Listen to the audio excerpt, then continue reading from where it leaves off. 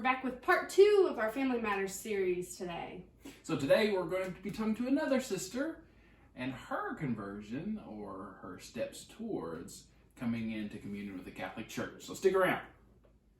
So as we said at the top, this is episode 2 of a 2-part series. Last week we introduced you to my sister Skylar. Now we're here with Bailey. So Bailey is my middle sister. And we thought we'd jump with her. She's got a pretty interesting story.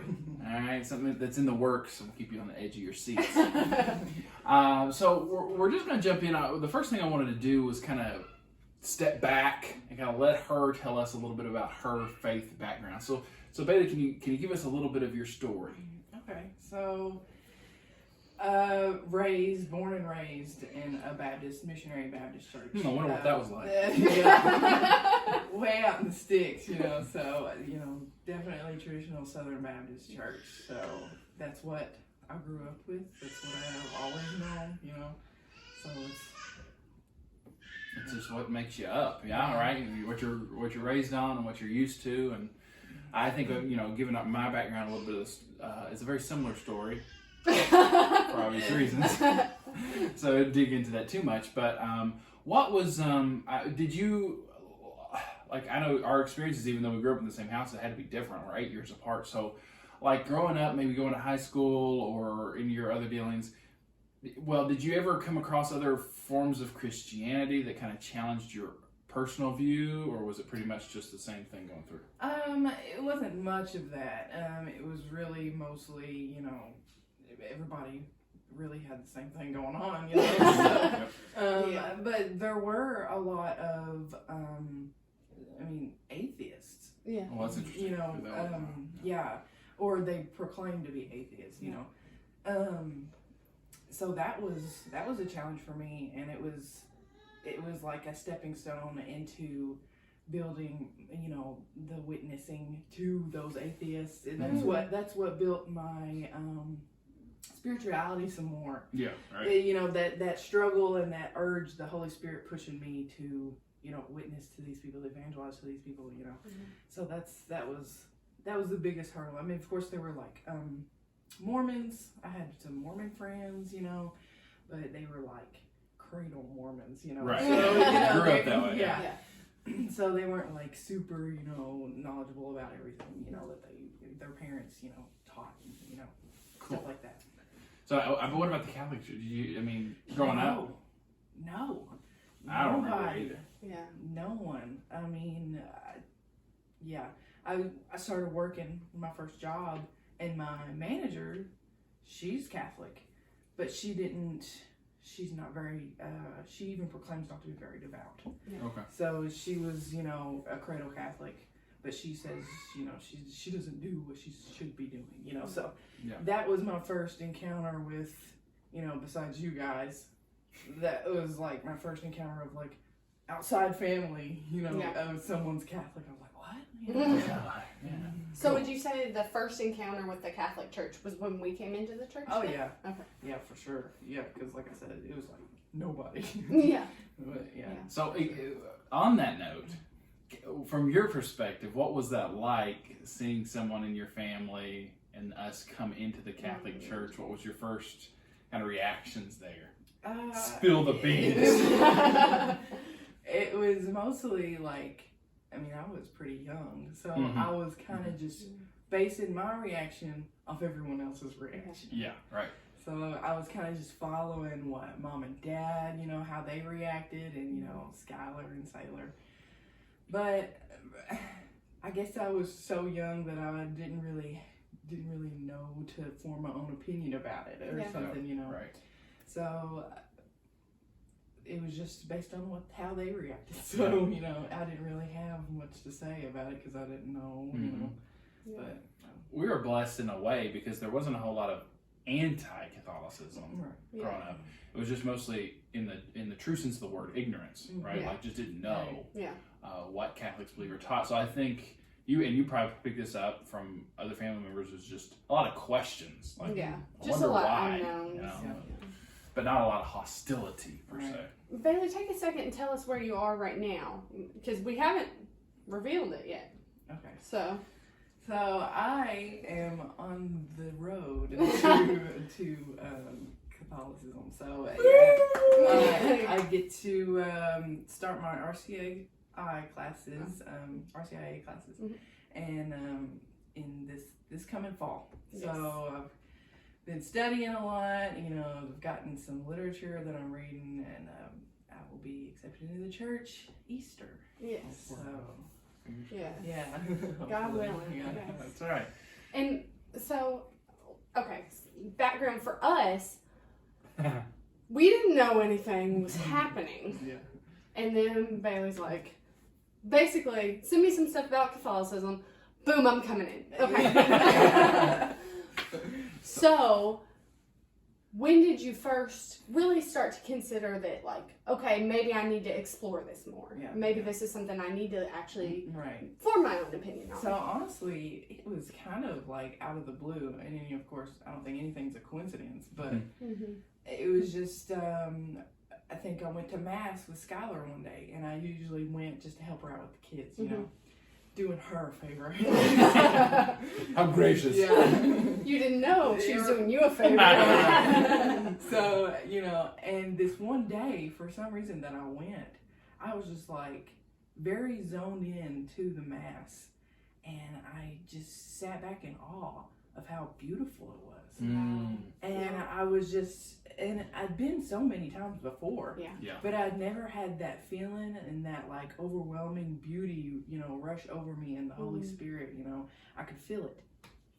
So I think that's what really was like the starting point of me wanting to know more. So I was kind of just like, you know, I sit in mass, but I really don't know what they're talking about. I know what that's like. But I thought it was so beautiful, so I want to know why I thought it was so beautiful, you know? So that really just got me going on. And, you know, I asked you guys for, you know, some literature, and then you sent me some videos and stuff, and the videos really helped me.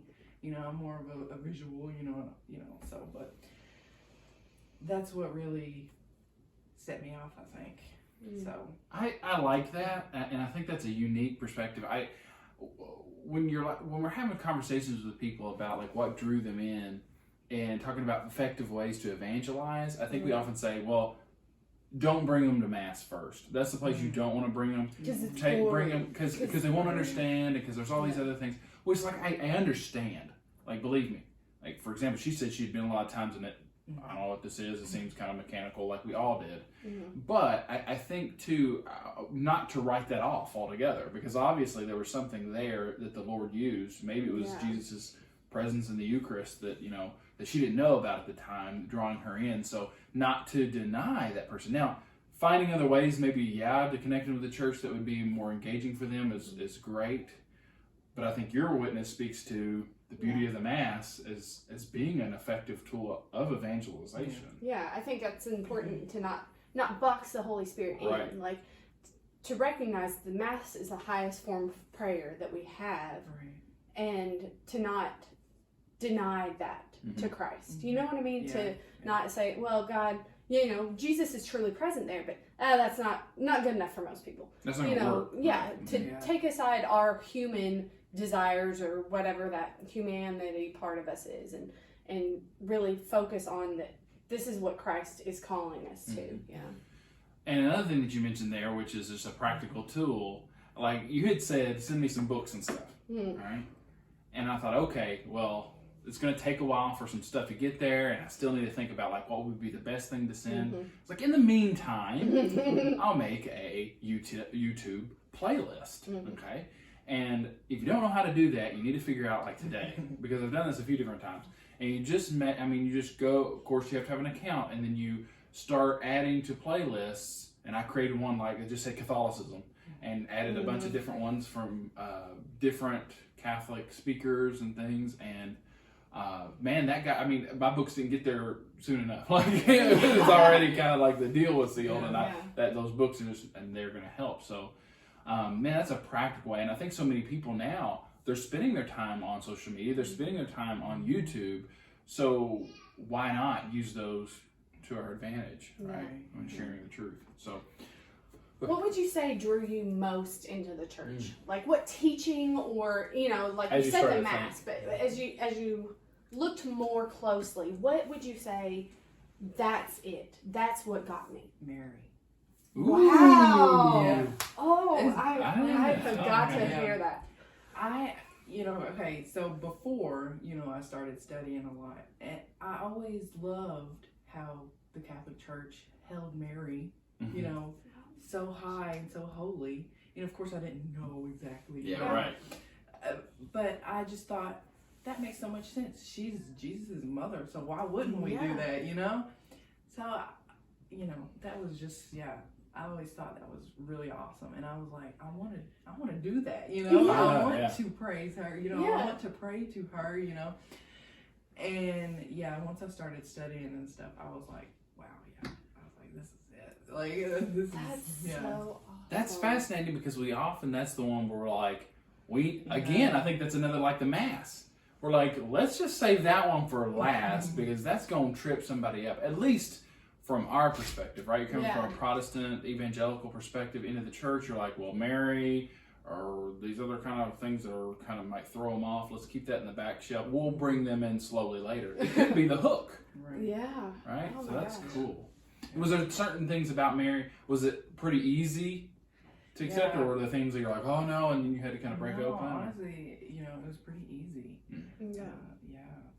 Would you say, so I know that Skylar did like a consecration to Mary and that kind of thing. So was she talking about it in that kind of, like gave you a little bit more information about what Catholics believe, or was it just kind of a personal research about what do these people do with Mary, Right. So, it was like kind of a mixture. Mm-hmm. So I remember it was last year, August, I can't quote the date, I'm sure you want to, or maybe not August, I'm not sure, sorry. But whenever the assumption of Mary. The Assumption of Mary. I don't know when that is. Sorry. In August, you're right. Okay. So I had gone to Mass on that day with her, and this was last year, and she was like, "This is the Assumption of Mary," and so it was just like, I just went just because, like helping her out with them kids, doing my duty.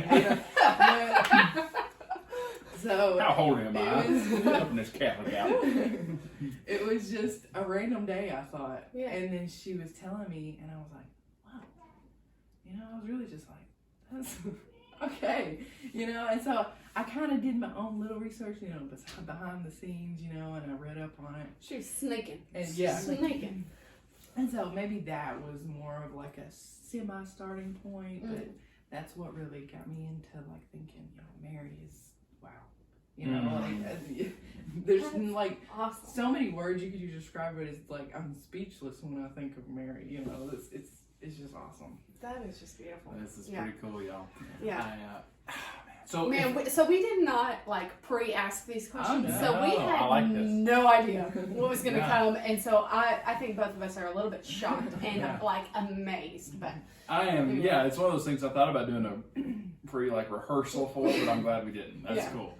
And then I guess has there been a teaching so far as you're learning more about the church that has been difficult, and either you haven't got around it yet, or you have, and you can share with us like what ways that helped or things that helped? Yeah, so what really stumped me for a long time, and what stumps, I think, Baptists or Protestants in general is confession. Ooh. Oh, check it out, one of our past episodes. That'll help you. So the fact that I had, if I were to be Catholic, I had to tell a man what I've done. I'm like, no, I can just do that with Jesus. Like, we good. We homies. Like, he knows. But yeah, so I was like, oh my gosh, no way. But I think that's that part of me that's like, oh, nobody wants to share their sins with other people, But those videos. Yeah. Father Mike Schmitz. There you go. Tune in. That's great. So he explained it to me in such a to me. I said, like he's talking to me. It was actually a Zoom call. Yeah. I wish. Yeah. So it was just like so eye-opening, and then it goes back to the ignorance, of like, that we just don't know, people just don't know. And it's amazing when you do know. Yeah. So, he referred to a passage in John when it says Jesus breathed the Holy Spirit on them and said, "Whoever sins you forgive, they're forgiven." So that's what still sticks with me, and I'm just like, oh wow, and like I can't wait to go to confession. That sounds weird, but oh man, like I can't wait, and I yearn for the Eucharist. It's just like. I can't wait. It's like I can't get in there fast enough. Yes. Awesome. I'm excited for your first confession too. Although it's a lifetime confession. Right. Good thing we got you in your 20s. Yeah. But it is the most freeing experience, and now I'm very excited for you to have it too. I think too. I just keep thinking about this. The awesomeness really of this interview has been. I hope. Those people who are listening, and like I know for myself, it's been like there's some lessons here. There is a very thin veil between a lot of, in particular, we're talking about Protestant brothers and sisters, but this could be applied around, to different groups. But there, in a lot of times, there's a very thin veil between our separated brethren or people who are not Catholic, and them embracing the Catholic Church. Mm-hmm. It didn't take a whole lot. It took people who were willing to be open and honest and somewhat knowledgeable about the faith to just say, here's what the church actually teaches. Right. Compare that, with what you grew up with and see if it makes sense. And then it's not like you had to have like a college professor sit there and just drag it out with you and show you all the minutia, and it was just super hard. And I think people get fearful, like I couldn't share, like there's no way they'd listen to me, and get your YouTube playlist. Yeah, really. Well, and I think it points out another thing. It's totally the Holy Spirit. Right. The Holy Spirit wants to use you, and wants that person there. They're gonna be there. You can't say anything that's gonna turn them off. Right. Yeah. So super cool. Yeah. I guess the last question. This is a question we asked Skylar, but we're gonna kind of reshape it for you. So, as you look towards coming into the Catholic Church, what are maybe some ways, like we might ask a Catholic, like, how do you live Catholic on purpose? Like, what are the things that you do? Like, what are ways maybe you're looking forward to incorporating, or that you've already started to incorporating, maybe into your prayer, or like your home, physical home, or whatever it is to live Catholic on purpose? Right. So, prayer, of course, but I'm learning to pray. It's like relearning. Yes. Prayer. Yeah. Yes. Absolutely. So, and like I bought a, Blessed Mother Mary statue. Yeah. And I was so pumped about that because, as I said, I'm super excited about Mary. So, and I see that. I see it every day, and that just reminds me to just stop and pray. Ask Mary to pray for me. Ask Mary to pray for my family. And I'm not even Catholic yet, so that's so and I bought a crucifix, my first crucifix, and it's hanging on the wall. So I see that every day. So it's just another constant reminder, So and now you're going to mass and your husband's going. Yes. Too. Ooh, So we haven't said anything about that. Right. Too. So because sometimes that's like a dividing point, right? Yes. Yeah. It can be contentious. Yeah. So I was watching these videos and reading these books, and these certain things that would like stick out to me. I'd be like, "Hey, do you know blah blah blah?" Or just nonchalant. You know the crazy Catholics believe this. I didn't. Ain't that cool though? It was just these small things, and one in particular was Our Lady of Guadalupe. I explained that to him, and he was like, "Wow." Oh, y'all. And he's Hispanic, so so it has a deeper meaning for our Hispanic brothers. Yeah. So, and then the meaning of baptism, explaining that, and that goes back to the ignorance. Some people just don't know. Mm-hmm. They don't know. Mm-hmm. Mm-hmm. So, but he was like, "Wow, I didn't know that. I didn't know the meaning behind that." And so it's really just like it was a lot. that he just didn't know, and he was just like, wow, I wish I knew this sooner. Yes. Ooh. Yeah. I think we have all felt that. I mean, I can definitely say that for myself. Like, almost like when you look back at the Bible and you're like, why didn't anybody show this to me? Like, John 6, what is that? I've never seen that before. It wasn't in my Bible. You know, like. It wasn't there. Yeah, but it was. It's just nobody, you know, like Philip and the eunuch. Nobody ever opened it up for me until I came into the church, I felt like. Yeah, I agree. Yeah. I agree. So, man, that's awesome. So we've gotten to hear this story. Is there any maybe there's somebody who's watching this who's maybe not Catholic. Obviously, you're not Catholic. You're on the journey. So, like, that for whatever reason, there's kind of some things that are holding them back or they're not sure. Just some, like, general advice about being open to that. What would you say? YouTube playlist. Hey! Really, though. You know, yeah, we've got all kinds of free time, whether you think you do or not. You know, just look up some videos. Mm-hmm. That's really what, you know, captured me with it, you know, helped me to understand more. I'm not like a huge reader, so these videos really, you know, and just be open-minded. That's what I was Don't thinking. be, you know, closed off, and don't just like look at, you know, what your family or, you know, your community thinks. Do your own thing, you know, be your own person, and, you know, Be open to the be movement of the open Spirit. to this Holy Spirit and let it go. Let it go. As a theologian also. Let it go. Yeah. All right. With that, I think we're going to let it go with this episode. But thank you, Bailey. Thank you so much. That was so awesome. I'm so excited. All right. Yeah. So, if y'all will keep Bailey in your prayers, yes, that as she's moving into the church, she's starting this RCIA journey, and we will keep her in our prayers. And hopefully, some of you all out there are watching this and are wanting to move that way too. So yeah. Yeah. Some comments or something. Yeah, we'd love to chat with you. All right. Yeah. So until next week, live Catholic On purpose.